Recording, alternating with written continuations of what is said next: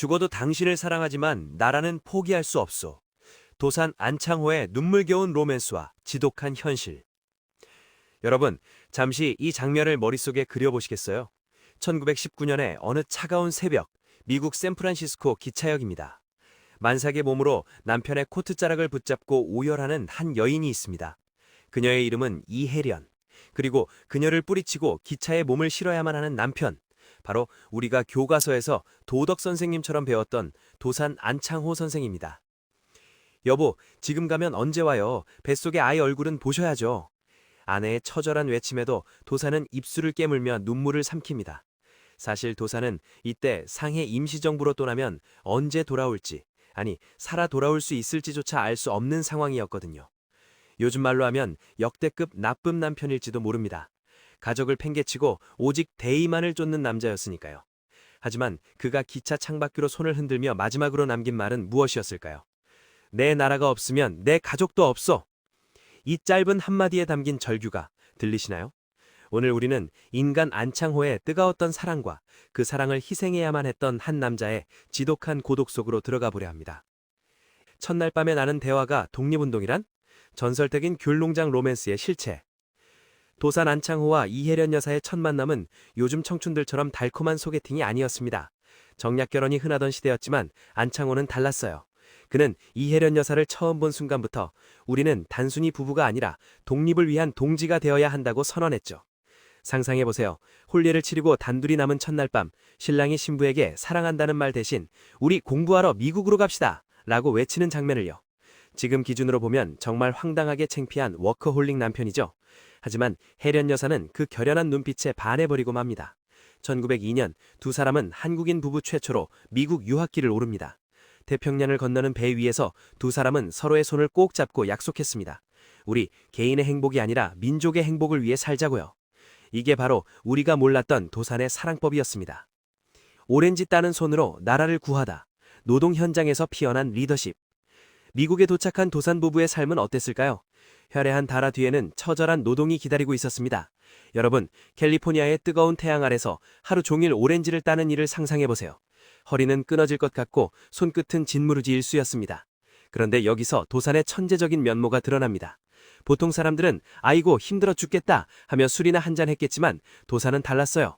오렌지 하나를 정성껏 따는 것이 바로 애국이다 라고 외치며 동포 노동자들을 독려했습니다. 미국인들이 조선인들은 정말 성실하구나 라고 느끼게 만드는 것, 그것이 바로 국격을 높이는 일이라고 믿었죠. 요즘 치면 외국에서 한국인의 이미지를 메이킹하는 K브랜드 홍보대사 역할을 톡톡히 한 셈입니다.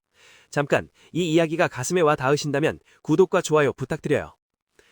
비밀결사 신민회, 그리고 백오인 사건의 소용돌이. 여러분, 도산이 미국에서 돌아와 가장 먼저 한 일이 뭔지 아세요? 바로 비밀리에 나라를 되찾을 조직을 만든 겁니다. 1907년 이름만 들어도 가슴 뛰는 신민회를 결성하죠. 양기탁, 신채호 같은 쟁쟁한 분들과 함께 말이에요. 요즘 말로 치면 국가의 미래를 설계하는 그림자 정부 같은 것이었습니다. 하지만 일제는 이들을 가만두지 않았죠. 안학사건을 조작해 무려 백오인 지도자를 잡아가두는 백오인 사건을 터뜨립니다. 도산은 이 거대한 탄압의 파도를 피해 다시 망명길을 올라야 했습니다. 사랑하는 아내와 갓 태어난 아이를 두고 또다시 떠나야 했던 그 심정, 상상이 가시나요? 독립운동이란 이처럼 사랑하는 사람의 눈물을 뒤로하고 가시밭길을 걷는 일이었습니다. 4번, 여기서 많은 분들이 궁금해하시는 라이벌 이야기를 해볼까 합니다. 바로 이승만과 안창호입니다. 두 분 다 미국 유학파의 독립운동의 거두였지만 그 색깔은 물과 기름처럼 달랐어요. 먼저 이승만 전 대통령을 상상해보세요. 그는 요즘 말로 하면 화려한 스타 정치인이었습니다. 미국의 고위 관료들을 만나고 화려한 파티에서 외교수를 펼치며 미국이 우리를 도와야 한다는 외교 독립론을 펼쳤죠. 자기를 드러내고 대중을 선동하는 데 천부적인 재능이 있었습니다. 반면 우리 도산 선생은 어땠을까요? 그는 화려한 무대보다는 땀냄새 나는 현장을 택했습니다. 우리가 먼저 실력을 갖추어야 남이 우리를 도와준다는 실력 양성론을 주장했죠. 이승만이 나를 따르라는 카리스마형 리더였다면 도산은 우리가 먼저 변합시다 라고 말하는 소통형 리더였습니다. 내세우는 이승만, 내실을 다지는 안창호. 두 사람의 결정적인 차이는 바로 권위에 대한 태도였습니다. 이승만은 임시정부 대통령 자리를 두고도 엄청난 자존심 싸움을 벌였을 정도로 자신을 내세우는 것을 좋아했습니다. 내가 우두머리가 되어야 독립을 시킬 수 있다고 믿었으니까요. 하지만 도산은 정반대였습니다. 그는 무실력행을 목숨처럼 아꼈습니다. 거짓없는 진실과 행동하는 성실이 핵심이죠. 도사는 내가 대통령이 되는 것보다 우리 국민 한 사람이 정직한 사람이 되는 것이 독립에 더 가깝다고 믿었습니다. 요즘 기업으로 치면 이승만은 엄격적인 마케팅으로 투자자를 끌어모으는 CEO였고 도사는 제품의 품질과 직원의 복지를 최우선으로 하는 내실 있는 경영자였던 셈입니다. 여러분은 어떤 리더가 더 마음에 와 닿으시나요? 상해 임시정부의 살림꾼, 통합을 이끌다. 1919년 상해 임시정부가 세워졌을 때 도사는 이승만처럼 대통령 자리를 탐내지 않았습니다. 오히려 그는 내무총장이라는 힘든 실무직을 맡아 흩어진 마음들을 하나로 묶는 역할을 자처했죠. 당시 임시정부는 노선 차이로 매일같이 싸웠습니다. 당장 총 들고 싸우자는 쪽과 외교로 해결하자는 쪽이 팽팽했죠. 도사는 그 중간에서 밤새도록 술잔을 기울이며 그들을 설득했습니다. 우리가 싸우면 일본만 좋아합니다. 제발 힘을 합칩시다.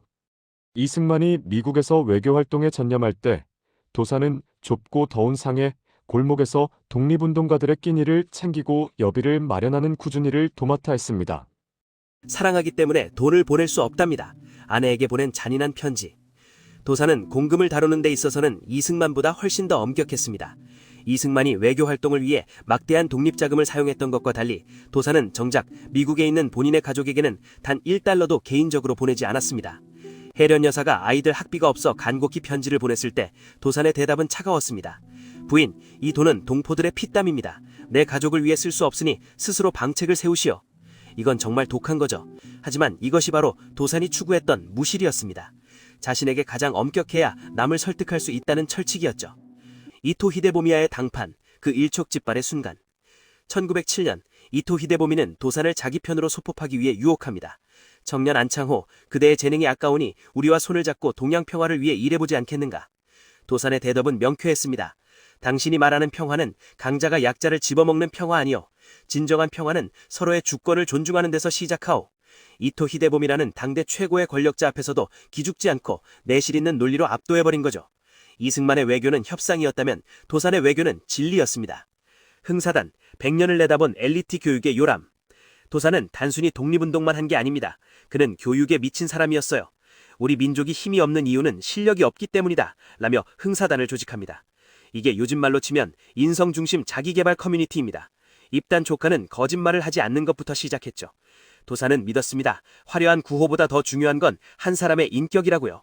죽더라도 거짓이 없으라는 그의 가르침은 흥사단원들의 가슴에 깊이 박혔습니다.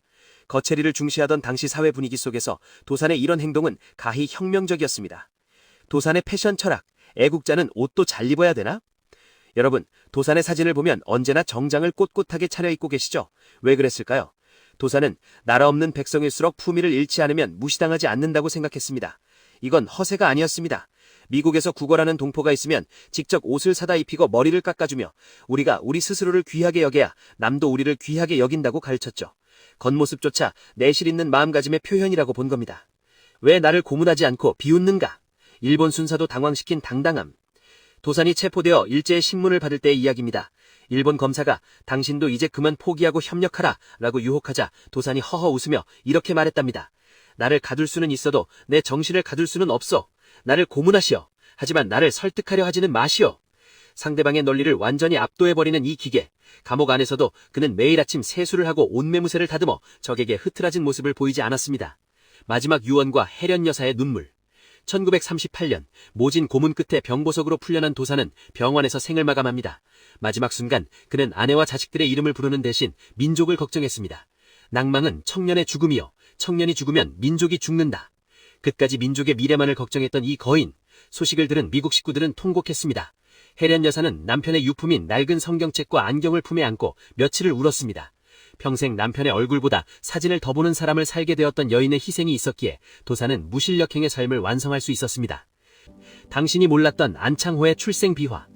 도사는 1878년 평남 강서에서 빈곤한 선비의 아들로 태어났습니다. 어릴 때 이름은 치삼이었죠. 그는 청일전쟁으로 고향이 폐허가 되는 것을 보고 내 나라가 힘이 없어서 내 이웃이 죽는구나 라고 결심했습니다.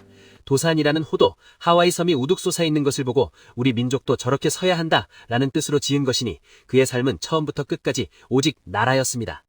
현대인에게 던지는 도산의 메시지. 당신은 주인인가요? 도산이 즐겨 묻던 질문이 있습니다. 주인이 없어서 나라가 망한가? 아니다. 주인의식을 가진 사람이 없어서 망했다. 여러분, 지금 여러분은 자기 삶의 주인이신가요? 남 탓, 환경 탓하기 전에 내가 먼저 진실한 주인이 되어야 한다고 도산은 말합니다. 100년 전의 외침이 오늘날 우리 가슴을 울리는 이유입니다. 도산 안창호 선생을 기억하는 법. 강남의 화려한 도산대로 아래에는 가족과의 저녁 식사 대신 차가운 감방을 택한 한 남자의 고독한 투쟁이 서려 있습니다. 다음에 그곳을 지나갈 때 한 번만 기억해주세요. 이승만이 화려한 외교로 세계의 이름을 알렸을 때 도산은 정직이 나라를 구한다며 우리 민족의 내실을 다지고 있었다는 사실을요. 오늘 안창호 선생의 이야기를 들으며 어떤 생각이 드셨나요? 화려한 겉모습보다 더 중요한 것은 결국 우리 내면의 진실함과 아닐까요? 도산이 그토록 강조했던 무실력행의 하음으로 오늘 하루를 충실히 살아보시길 바랍니다.